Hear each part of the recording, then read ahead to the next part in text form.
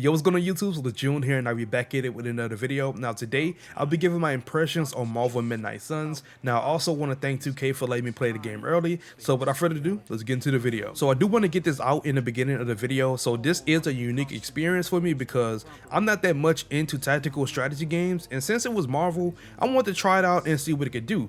And surprisingly, I really did have fun with this game, which really surprised me because I'm not really into these type of games. So let's get on to the gameplay section for Marvel Midnight Suns and just basically give my opinion and just break it down. So let's get into it. Alrighty, so with Midnight Suns being a tactical strategy game, your strategy matters a lot when it comes to gameplay. Now this game really did make me think about what I should do in the battlefield in certain situations, because if you don't, this game will punish you if you do not play your cards right, because you are limited to 3 card plays. So if you mess up on your 3 card plays, especially with the enemies, they can debuff you, they can do damage to you, they can hit you multiple times with on one character. It can be a lot, and it can change up the battlefield a lot if you do not play your cards right when it comes to this game, which is pretty cool. Now the card mechanics is really easy to catch up on once you learn the basics of it. Is the fact that you have a hero meter that you have to build up, and once your hero meter is built up, you could use cards that actually add on to the hero meter, and there's some cards that actually take away from the hero meter that actually does damage, or you can heal or give your allies buffs.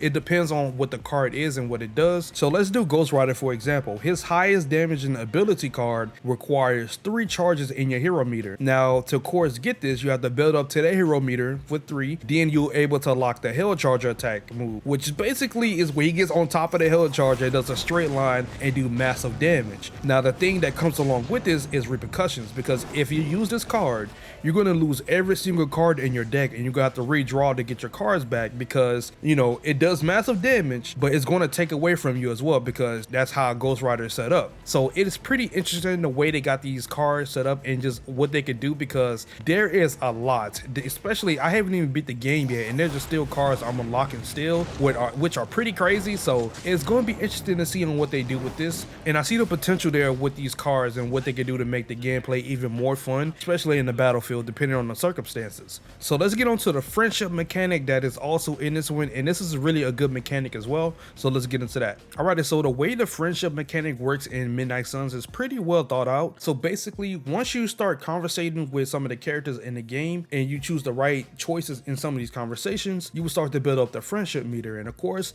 you could spar with them, you can have personal conversations with them and build up the friendship meter even more. Once you build up these meters, they actually unlock their passives that add on to the battlefield, and it seemed like you can unlock new cards for them as well, because I've noticed once I started playing with them, I'll see new cards coming out of the blue once I got that friendship meter up. And it's also a nice thing as well, because since we know these characters already from the comics and the media, we get to see the different spin that Midnight Sun chooses for these characters, and it's brand new, and you know, ain't nothing wrong with having something brand new. So the friendship mechanic in this game is pretty well thought out. I have to give them a W on that one. But of course, we have to talk about some of the things that are not good so far that I've been playing with Midnight Suns. So let's get into that. Alrighty, so I did have some problems while running into Midnight Suns. Now, of course, the first thing we gotta talk about is the graphics. Now, while my time playing Midnight Suns and still to this day right now, some of the graphics really look pixelated and it doesn't hold up at all. And especially in some of the cinematics with this game, it really does look pixelated when it should not be pixelated. And even when I go into photo mode, it looks clear when I'm in the gameplay, but as soon as I go to photo mode, the game just become pixelated. And imagine this, I am playing on PC, I have everything on high settings, the texture on high, and even then it still is pixelated. So I feel like that is going to heavily affect this game a lot if they don't get it fixed in time, because y'all know how the gaming community is now. They are not going to like the fact that it is 2022 about to be 2023 and the game is looking like this at this high of a standard. So I feel like that's going to be pretty crazy when it does come out. Hopefully they fix it in time, but we're going to see. And I also do want to add in that some cinematics do look clean. Not all of them look pixelated and just look not well done.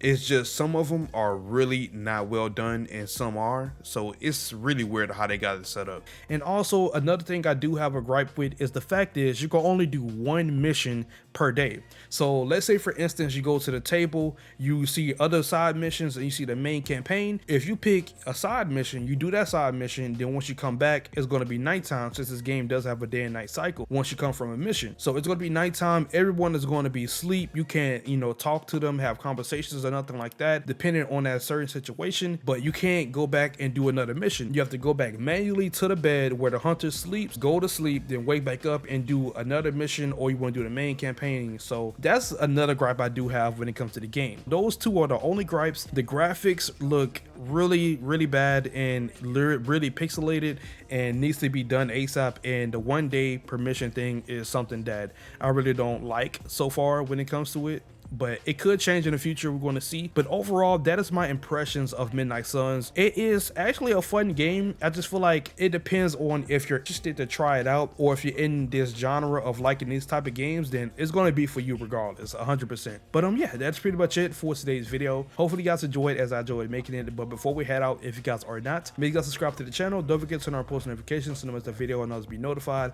and most importantly, make sure you guys hit that like button. Now I do live stream on Twitch, so if you guys want to come out to the Twitch streams, the link is below for down as well. But yeah, it's Lejeune here and I'm gone. Peace.